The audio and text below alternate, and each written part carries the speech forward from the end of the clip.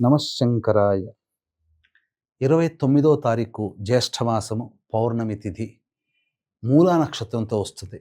మనకు నవగ్రహాలలో రాహువు చెప్పి చేస్తే కేతువు చెప్పకుండా చేస్తాడు. కాబట్టి మనకు తెలియకుండా భవిష్యత్తులో వచ్చే ఆటంకాల నివారణకి, చెప్పకుండా మనకు ఏర్పడేటువంటి ఇబ్బందులకి, ఆర్థికపరమైన సమస్యలు, వ్యాపారపరమైన సమస్యలు, ఉద్యోగపరమైనటువంటి సమస్యలు, ముఖ్యంగా దాంపత్యపరమైనటువంటి సమస్యల నివారణకి ఈ 29వ తారీఖు రోజున చక్కటి పరిహారం తెలియజేస్తాను. అందరూ ఆచరించండి.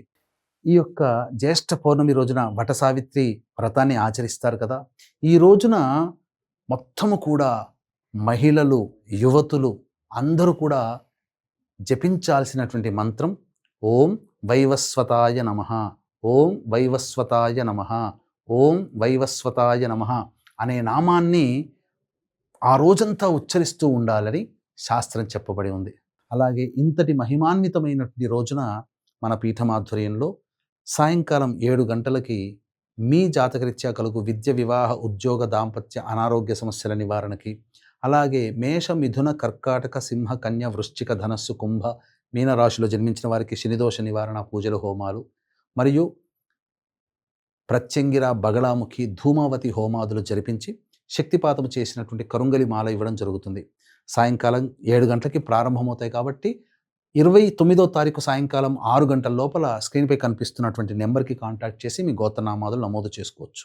ఏ విధంగా చేయాలి ఈ రోజున ఇప్పుడు చెప్పినటువంటి సమస్యల నివారణకి? మొదలుగా ఆ రోజున లక్ష్మీ సమేత విష్ణు చిత్రపటానికి పూలమాల వేసి అయినా, లేదా లక్ష్మీ నారాయణుల యొక్క విగ్రహానికి చక్కగా అలంకరణ చేసి అభిషేకములో పంచామృతాలతో అభిషేకము జరిపించి, తరువాత విష్ణు సహస్రనామం, లక్ష్మీ సహస్రనామ పారాయణం చేసి, అర్చనలో భాగంగా విష్ణు అష్టోత్తరముతో పసుపు రంగు పూలతో అర్చన, అలాగే తులసి దళాలతో విష్ణుని అర్చించడం ఆ రోజున.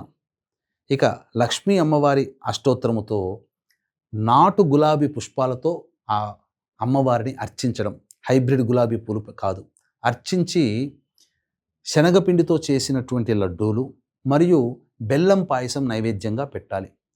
తదనంతరం 1, 2 లేదా 3 ముత్తైదువులకి స్త్రీ అలంకరణ వస్తువులు, వాయనం అంటారు, అద్దము, దువ్వెన, కాటుక, గాజులు, రవిక బట్ట, పూలమాల, పసుపు, కుంకుమ, ఇవి వాయనం ఇచ్చి ఆ యొక్క ముత్తైదుల ఆశీర్వచనం తీసుకోండి. తప్పకుండా మీ వ్యాపారము, అలాగే ఉద్యోగము అన్నీ కూడా మీకు సమకూరుతాయి, అభివృద్ధి అవుతుంది, దాంపత్యం చాలా చక్కగా ఉంటుంది అని చెప్పవచ్చు.